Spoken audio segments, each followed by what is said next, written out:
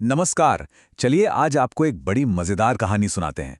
ये कहानी है उत्तर भारत के एक ढाबे की, जहां का मालिक का घमंड तो उसके खाने के मसाले से भी ज्यादा तीखा था।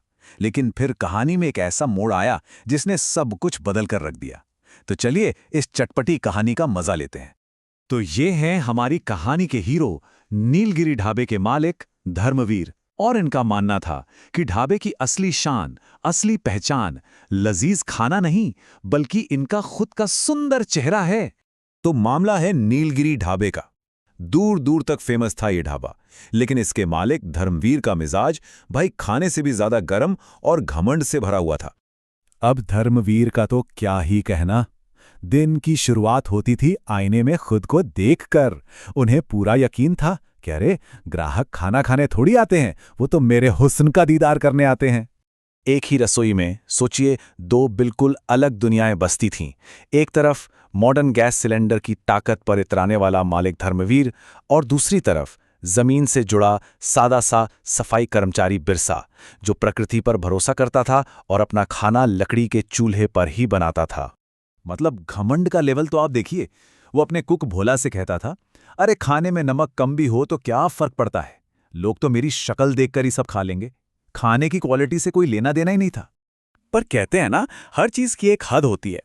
और फिर एक दिन कुछ ऐसा हुआ जिसने धर्मवीर के इस घमंड वाले गुब्बारे में पिन चुभो दी। कहानी में आ गया एक जबरदस्त ट्विस्ट।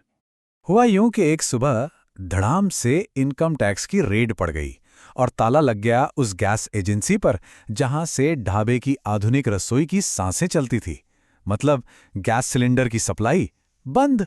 तो यहां सवाल ये उठता है कि जब हमारी ये मॉडर्न टेक्नोलॉजी और सारी सुविधाएं अचानक हमें धोखा दे जाती हैं, तब होता क्या है। देखते हैं इस संकट ने ढाबे में कैसा तूफान खड़ा किया। और संकट का असर तो देखिए फौरन दिखने लगा।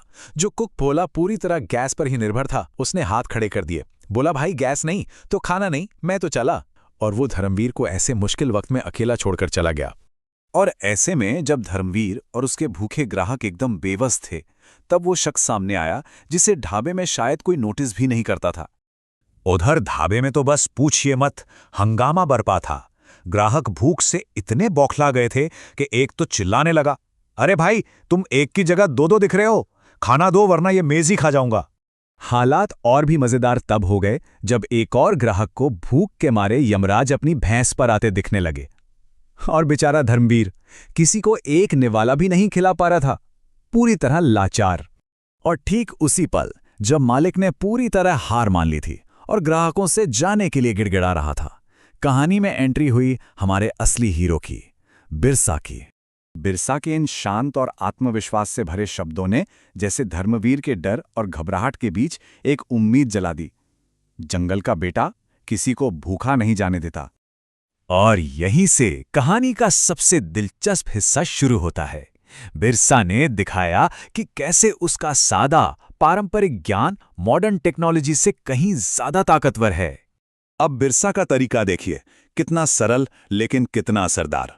वो जंगल गया, सूखी लकड़ियां इकट्ठी की, एक पारंपरिक चूल्हा बनाया और प्रकृति के साथ अपने गहरे कनेक्शन का इस्तेमाल करके खाना पकाना शुरू कर दिया। और देखते ही देखते ढाबे की हवा ही बदल गई। लकड़ी के चूल्हे से उठने वाली वो सौंधी सौंधी महक, क्या कहने। भूखे ग्राहकों का पेट तो सिर्फ उस खुशबू से ही आधा भर गया। ये सिर्फ खाना नहीं था, एक पूरा एक्सपीरियंस था। और जब खाना परोसा गया तो लोगों के मुंह से बस एक ही बात निकली, वाह क्या स्वाद है। एक ने तो यहां तक कह दिया कि गैस के खाने में कोई रूह नहीं थी, पर इस खाने ने तो जान बचा ली। यह सिर्फ खाने की कहानी नहीं थी, ये एक बड़े सबक की कहानी थी जो धर्मवीर को अब समझ आने वाला था। अब कहानी अपने असली मकसद पर पहुंचती है। धर्मवीर की आंखों से जैसे घमंड का पर्दा हट गया। उसने अपना आईना तोड़ दिया और बिरसा से माफी मांगते हुए उसे ढाबे का हेड शेफ बना दिया। ये उसके अहंकार का अंत था और एक नई विनम्र शुरुआत। धर्मवीर के इस हालत की जड़ में बस एक चीज थी, अहंकार।